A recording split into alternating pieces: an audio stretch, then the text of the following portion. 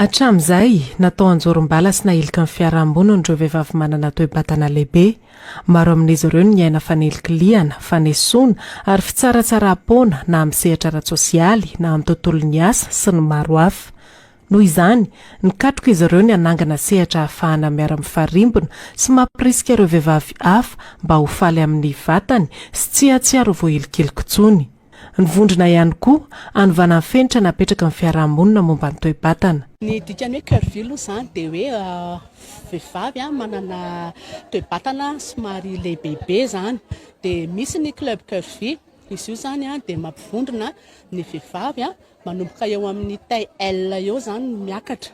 Ny antony nisianay moa izany dia tsy ampanay loatra izany ilay fanilikiana eo anivon'ny fiarahamonina, dia hoe tsy nahazo ny toeranay tsara izahay, dia efa nipetraka amin'izao fotoana izao izany ny club curvy nivondronanay, dia anehoanay izany hoe izahay koa ngeka tsara ary efa manomboka mipetraka izany amin'izao tsika miteny izao. Izay mikasika ny club curvy. Dia ny mannequin curvy indray izany eo amin'ny sehatry ny lamaody izany fahitantsika matetika eny amin'ny tontolo misy antsika izany dia hoe izay somary manana toe-batana kelikely natao hoe mannequin, nefa izany na manana toe-batana ngezangeza lehibehibe ohatranay ary dia afaka misalotra ny akanjo ary mahafatifaty. Tao anatin'ny firaisan-kina ny vehivavy manana toe-batana lehibe, dingana sy fanovana maro no efa vita ho ny fikambanana.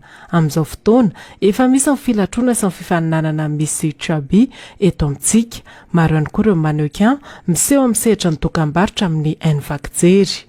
Amin'ny fiarahamonina rehetrarehetra mihitsy, taloha izao tsapa hoe na mandeha bus ianao, na any am-piasana ianao, na iza na any am-pianarana ianao, dia misy foana ilay discrimination izany mahazo an'ny botabota eo anatrehan'ny olona.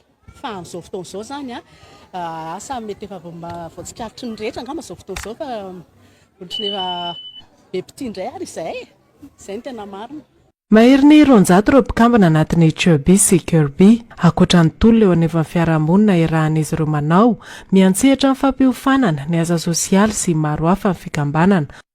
Ny aktivité ataonay misy aloha ny eo amin'ny fivelarana ara-tsaina, misy formation atao daholo na fianarana sakafo, fanatanjahantena, fikarakarana endrika amam-bika, ataonay daholo izany rehetrarehetra izany. Dia izay koa tsy adinonay koa ny sosialy, fa mandeha midina amin'ireny toerana anisan'izany izao ao anatin'ny taona iray izao indroa manao sosialy, ny 9 Jona dia ny krismasy midina eny amin'ny manampy an'ireo marefo ara-pivelomana ataonay izany, mampianatra izahay satria izahay atao amin'ny club curvy izany mba misy traikefa kely daholo ny ankizy, misy dokotera ao, misy sage-femme ao, misy mpampianatra ao, dia ireny mba fahaizana nananay ireny zarainay ampiarabelona aminay.